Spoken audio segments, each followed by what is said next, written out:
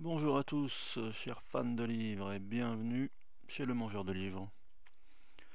Aujourd'hui, de quoi allons-nous parler? De livres, bien sûr, de livres. Alors, aujourd'hui, je vais vous parler d'une petite découverte que j'ai faite récemment. Un auteur français de fantasy qui s'appelle Paul Béorn. Alors, je dois vous avouer que, comme la plupart des fans de pop culture, je suis un peu snob en ce qui concerne souvent les auteurs français, les films français. J'ai toujours un a priori négatif en fait, bien que j'ai été démenti plein de fois. Et Paul Béorn, il fait partie de ces gros démentis, de ces preuves, de l'eau apportée au moulin de l'imaginaire français. Alors, je suis tombé sur un de ces bouquins. En fait, aujourd'hui, je vais vous parler d'un livre qui s'appelle Les Derniers Parfaits, donc de Paul Béorn. Et c'est le deuxième livre que je lis de lui. Et j'avais commencé en lisant le septième Guerrier Mage. Alors en fait, ce bouquin, je le voyais souvent passer devant moi dans des solderies, à Gibert, dans des lots de bouquins des fois. Mais bon, j'avais toujours cet a priori un peu merdique qui dit oh, laisse tomber Paul Béorn, un français, on fait que de la fantaisie, c'est pas possible. Et puis une fois, j'en avais un peu cabossé dans un lot de bouquins que j'avais dû récupérer dans une broc ou un truc comme ça. Et je me suis dit bah allez, je vais me lancer, ça me coûte rien. Et bah j'ai été aspiré. Je l'ai mangé d'une traite et je me suis dit ce mec il est fantastique, c'est un vrai auteur. En plus c'était un one shot. Pour une fois en fantasy, ça fait du bien. C'était pas 8 tomes qui se suivent et qu'il faut se taper pendant 2 mois. Donc là, c'était parfait. Et justement, en matière de perfection, très peu de temps après, je suis tombé sur un petit poche de chez Helios qui s'appelle Les Derniers Parfaits. Alors je me suis dit, bon, vu que j'ai kiffé le premier que j'ai lu de lui, en plus, le septième Guerrier Mage, j'ai appris après qu'il avait eu le prix en 2016, je crois, des lycéens au prix des Imaginales, vous savez, la convention de SF, d'imaginaire. Et donc je me dis, bah, les lycéens, ils avaient eu plus donné que moi, quoi. Ils avaient lu un bouquin, ils l'avaient kiffé, ils lui avaient attribué le prix, ils avaient eu raison. Donc comme peu de temps après, j'étais tombé sur le dernier parfait, je me suis dit, tiens, je vais le lire. Et là, j'ai encore eu une heureuse surprise, et un peu différente, parce que là, c'est toujours de la fantaisie, mais il aborde un genre, un sous-genre de la fantaisie qui est rarement poursuivi par les auteurs en général et par les auteurs français en particulier, c'est ce que les anglo-saxons appellent l'historical fantasy. Alors c'est vrai, les anglo-saxons, ils adorent faire de l'historical fiction, de l'historical fantasy, ils sont bons là-dedans. Ouais, il y a plein de bouquins d'eux que je mange justement parce qu'ils arrivent à mettre une touche. Bon, l'historical fiction, bien sûr, c'est pas de l'imaginaire, mais les histoires de vikings, de croisés, de mongols, d'explorateurs, c'est les meilleurs les anglo-saxons pour ça. Je ferai souvent plein de podcasts juste sur ce genre-là. Et en ce qui concerne la fantasy, ils sont aussi bons dans ce genre de bouquins. Et j'en avais lu, bah justement, un- je passe du coq à l'âne, hein, parce que comme d'habitude, je fais un podcast sans avoir les bouquins sous les yeux et juste de mémoire. Et je sais que c'est pas bien, et je sais qu'à cause de ça, sûrement il y en a plein qui aiment pas ce podcast, mais je vais être un peu plus sérieux. Là, c'est les vacances. J'ai décidé après ce podcast, d'être plus sérieux, de faire des vrais conducteurs, de travailler un peu plus. Si vous mettez des bons likes et et des commentaires et des bonnes notes. Non, je rigole. Donc de quoi je parlais? Ouais, je parlais d'un autre auteur qui s'appelle Jacques Martel, si je me souviens bien, et qui avait écrit Sacrifice du guerrier. Et ça, pareil, j'aurais jamais misé une cacahuète. Un mec s'appelle Jacques Martel. C'était pas possible. Le neveu de Charles Martel. Enfin bref. Mais en lisant par acquis de conscience, parce que la cover était pas mal, c'était chez Mnemos, je crois. Et je vois derrière que ça parle de guerriers des steppes, de hoplites. Je dis, oulala, quand même. Moi, déjà, dès qu'on me parle des steppes, hein, j'ai le sourcil qui frémit. Et donc, bah, pareil, hein, c'était en 2 volumes, et je les avais mangés. C'était fantastique, c'était vraiment bien. C'était de la vraie fantaisie historique. Plus j'adore ça quand il y a juste une petite touche au début, juste de fantastique, après un peu de mythologie, des dieux parmi les hommes. C'était vraiment bon. Et donc, bah, je commençais à me dire que finalement, les Français, ils étaient pas mauvais. Ils étaient pas mauvais. Moi, je me rappelle, il y a très longtemps encore, je saute encore du coq à l'âne, mais puisque je suis dans l'historical fantasy, pourquoi pas. Je sais pas si certains d'entre vous regardent parfois l'émission Quotidien. Et parmi les chroniqueurs et chroniqueuses, il y a une fille qui s'appelle euh, Maya Mazoret. Et moi, Maya Mazoret, je l'ai découvert, moi, je sais pas, à 15 ou 20 ans, quand, pareil, j'étais tombé sur un bouquin où juste le titre m'avait attiré, qui s'appelait Dehors les chiens, les infidèles. Et c'était un roman de fantasy qui avait pour thème l'intolérance religieuse. Et c'était un roman parfait. Ouais, une petite meuf inconnue comme ça. En plus, à l'époque, il y avait vraiment pas beaucoup d'auteurs français dans la fantasy. C'est pas comme maintenant. Et je me suis toujours dit, mais elle a loupé le coche, cette fille. Parce que bon, ok, maintenant, elle est chroniqueuse, elle travaille à la télé. Elle est spécialisée, je crois, dans les questions de genre et de sexualité. Apparemment, ça l'a fait kiffer. Tant mieux pour elle. Mais pourquoi elle a arrêté d'écrire de la fantasy? C'était fantastique. Ensuite, elle avait écrit un bouquin de SF. Et moi, j'avais lu une nouvelle dans une anthologie de chez Folio sur le thème du vampirisme. Et pareil, c'était extraordinaire. Rejoignez-moi dans la pétition. Maya, arrête tes conneries dans le quotidien et réécris des bouquins, s'il te plaît. Réécris des bouquins. Et en tout cas, bref, c'est un autre exemple de super fantaisie française. Donc j'arrêterai d'être snob sur, sur les Français dans la pop culture. Donc revenons à notre ami Paul Béarn. Notre ami Paul Béarn, donc, qui apparemment a sorti un diptyque aussi chez comment c'est, Brajlon. Et je me dis que je vais sûrement les choper parce que vu que le deuxième que j'ai lu là est bon. Et donc justement je vais vous parler de celui-là. Donc les derniers parfaits. Qu'est-ce que les derniers parfaits? Donc tout est dans le titre, les derniers parfaits. Ça fait référence à l'hérésie cathare, comme on dit, à l'époque au XIIIe siècle où le pape Innocent III avait décidé que l'Occitanie était devenue un foyer d'hérésie et qu'il fallait lui envoyer des croisés de toute l'Europe. Et c'était la première fois qu'il y avait une croisade domestique. Hein. C'était pas une croisade outre-mer, c'est une croisade domestique. Et pourquoi les derniers parfaits? Donc, bah, ceux qu'on appelle les cathares aujourd'hui ne sont jamais appelés eux-mêmes les parfaits, mais du point de vue de l'Église, bah, en fait c'était de parfaits hérétiques. Donc déjà le petit Paul Béarn, on sent qu'il a fait ses devoirs, parce que dans le titre déjà, les derniers parfaits, ça fait référence à cette appellation que leur donnait l'Inquisition. Et donc ce qui est cool avec ce bouquin, c'est que c'est en même temps une espèce d'uchronie, parce que dans le monde qui nous brosse, en fait, il y a eu 1000 ans avant euh, un empire magique. Alors on a l'impression que ça ferait référence à l'empire romain, mais c'est autre chose. En tout cas, c'était un empire gigantesque, tentaculaire, dont la capitale s'appelait Malapugna. Et donc cet empire maîtrisait la magie, mais la maîtrisait de manière totale. Il y avait des mages, des magiciens, des sorciers, des médecins, et il avait une emprise sur toute l'Europe.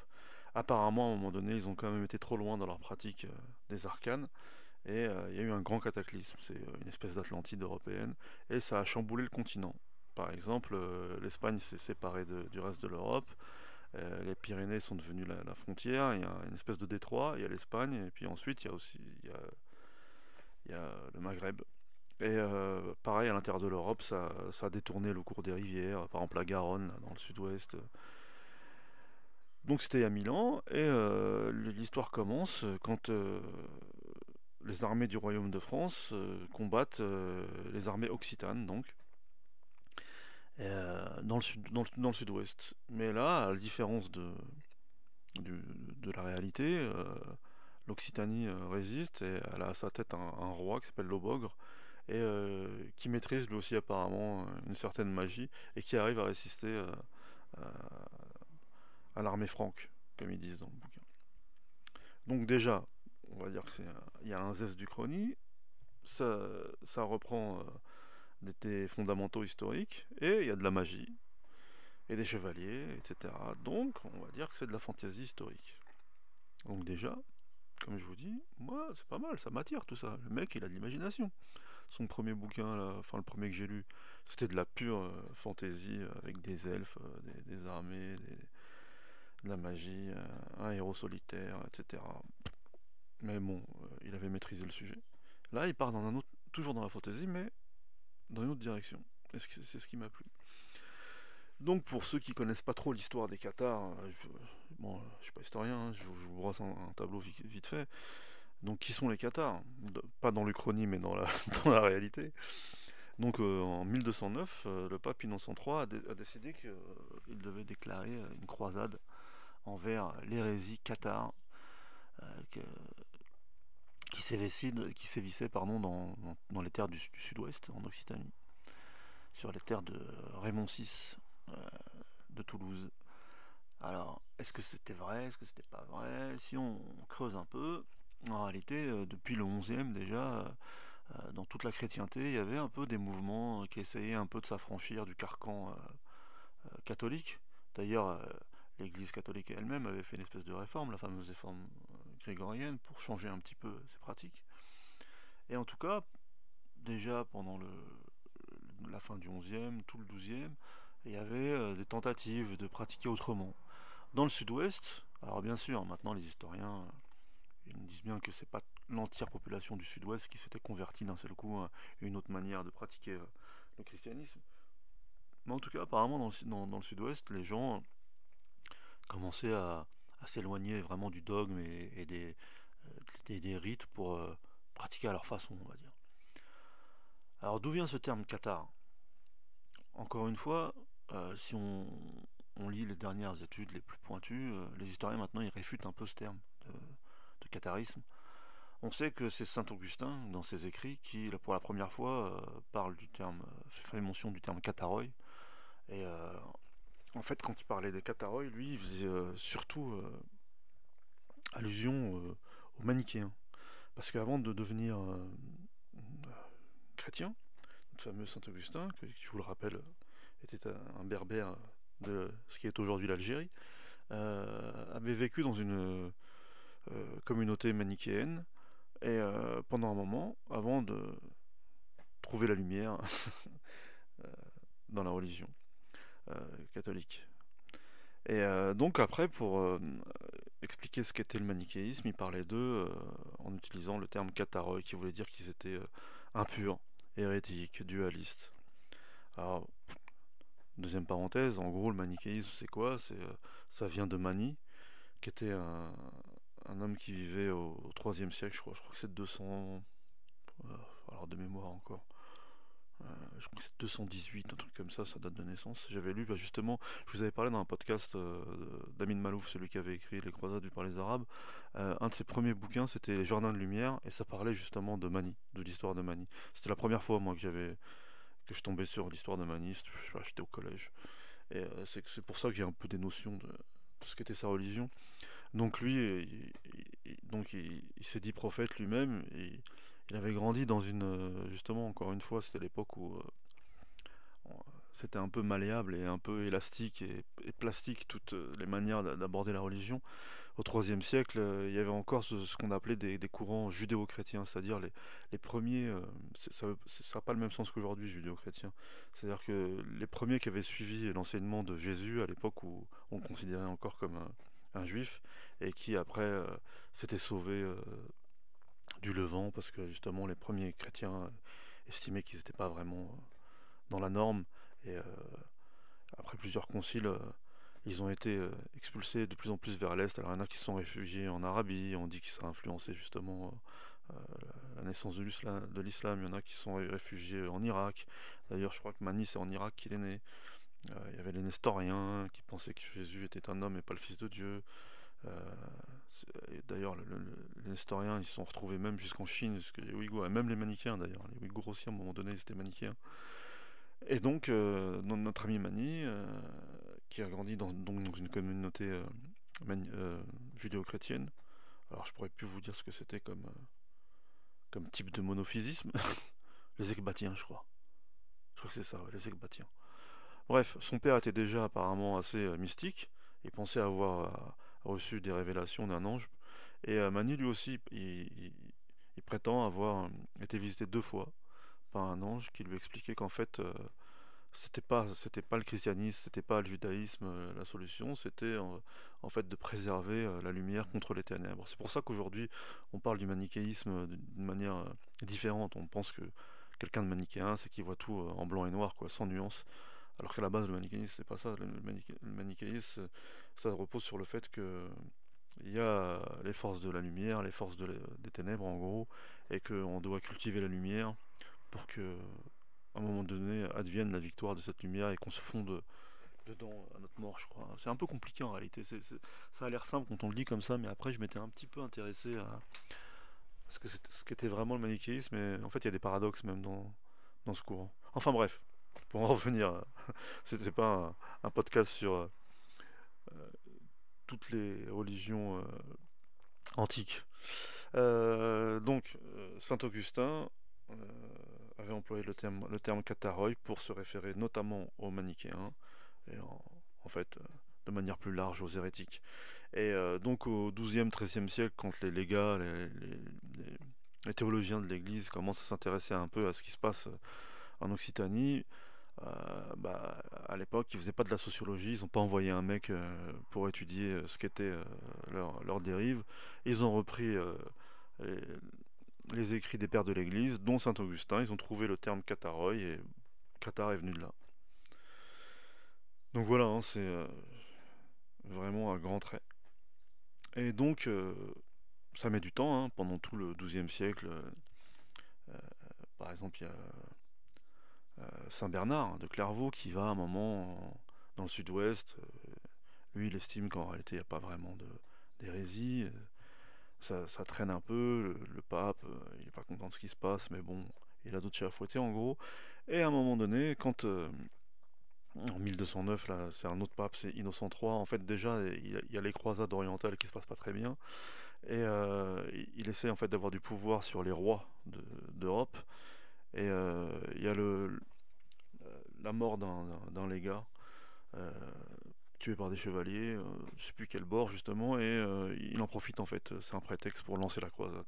Mais ce qui est étonnant, c'est que alors que c'est comment ça, Raymond VI, là, le comte de Toulouse, c'est un vassal du roi de France, c'est la première fois en réalité que dans les termes de cette croisade, les seigneurs du sud-ouest, selon le pape, sont excommuniés.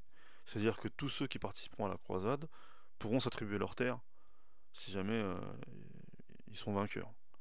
Alors même que le roi à l'époque c'est Philippe Auguste, je crois, ouais, c'est Philippe Auguste, lui qui est le cousin, je crois, de Raymond, lui il a aucune envie, il souscrit pas à la croisade, il rentre pas dedans.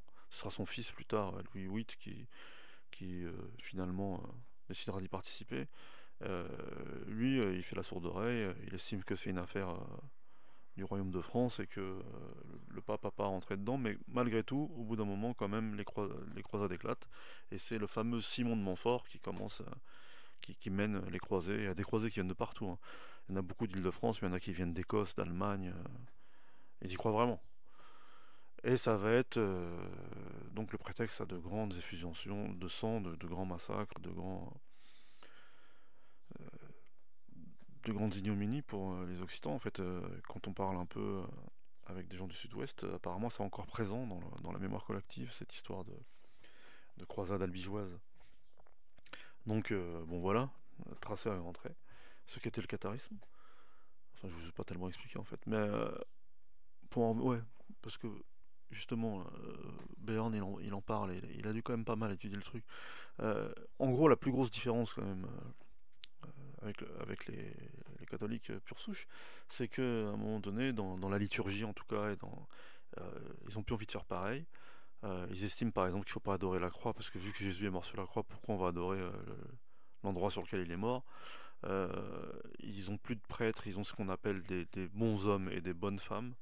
Et les sacrements, en fait, c'est simplifié. On estime qu'à un certain moment, après une vie, même si on a péché, par exemple s'il y avait une vie assez libre au niveau des mœurs, à un moment donné, on peut on peut acquérir le statut de bonhomme ou de bonne femme, et ça devient en gros les chefs de l'Église. Et pareil, les sacrements, ils les accordent juste par la parole et par la main, sans rituel particulier. Et donc justement, pourquoi je fais cette précision, dans le livre, on parle justement des bons hommes et des bonnes femmes, ils font partie de la résistance en gros. Et donc pour en revenir à notre ouvrage, bon alors ça a l'air peut-être un peu lourd comme ça au début, hein, mais c'était juste pour recadrer un petit peu euh, l'environnement du début de l'histoire. Après, hein, c'est de l'aventure. En fait, il y a un groupe de 4 héros qui sont enchaînés euh, lors du siège d'une ville justement en Occitanie, Et il y a 3 hommes et une femme. Et donc ils font partie de cette guerre là, et, tous à leur corps défendant. Et ils sont reliés par des chaînes magiques qu'ils peuvent pas briser. Et apparemment dans ce monde, tout le monde a ce qu'on appelle une petite magie.